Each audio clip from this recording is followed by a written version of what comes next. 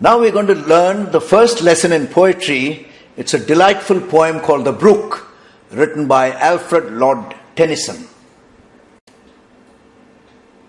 Tennyson, the first Baron, was a poet laureate of Great Britain and Ireland. He is known as a Victorian poet. Since he lived during much of Queen Victoria's reign, he remains one of Britain's most popular poets. Let's read this poem together and enjoy it. I come from haunts of coot and hern, I make a sudden sally, and sparkle out among the fern to bicker down a valley. By 30 hills I hurry down, or slip between the ridges, by 20 thorps a little town, and 100 bridges, till last by Philip's farm I flow to join the brimming river, for men may come and men may go, but I go on forever. I chatter over stony ways in little sharps and trebles. I bubble into eddying bays, I babble on the pebbles. With many a curve my banks I fret, by many a field and fallow, and many a fairy foreland set, with willow weed and mallow. I chatter as I flow, to join the brimming river, for men may come and men may go, but I go on forever.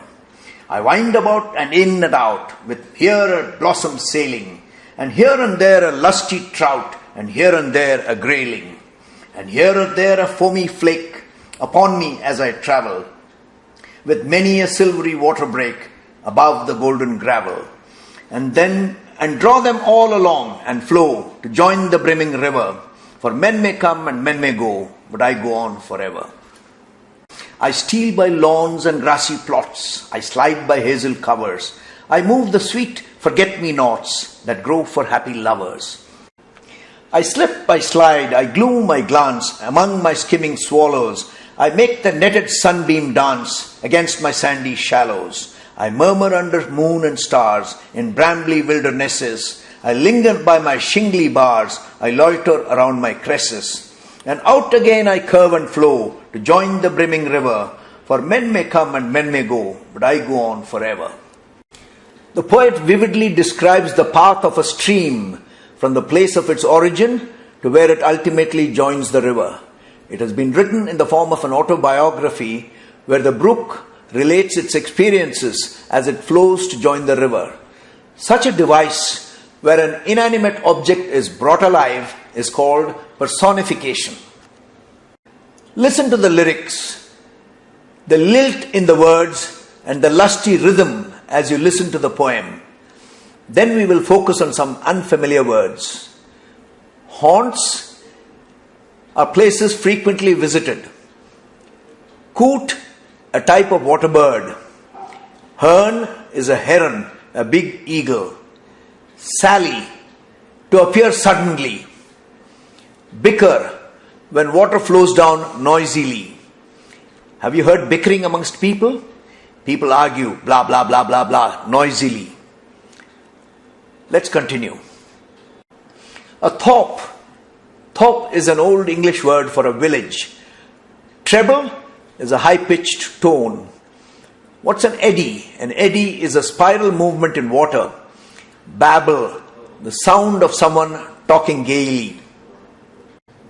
I slip, I slide, I gloom, I glance.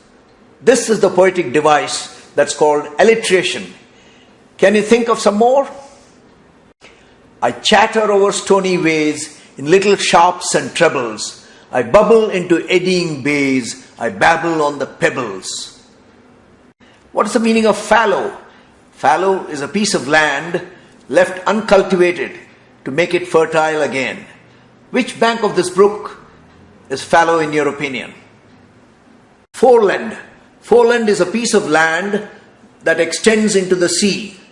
Shingly bars, they are small rounded pebbles. Hazel. A hazel is a small tree with nuts that are edible. Have you heard of hazelnuts? Forget-me-nots. These are flowers which are cherished by lovers to declare their eternal love for each other. Do you see the mischief that the brook has done?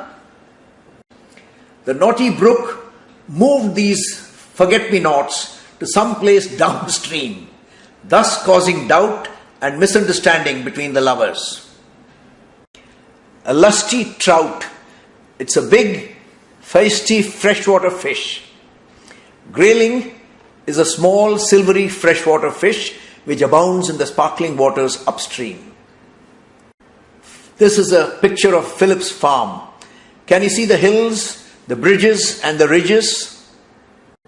What's the refrain in this poem?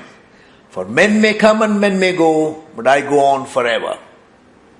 See you soon with a new lesson, The Solitary Reaper.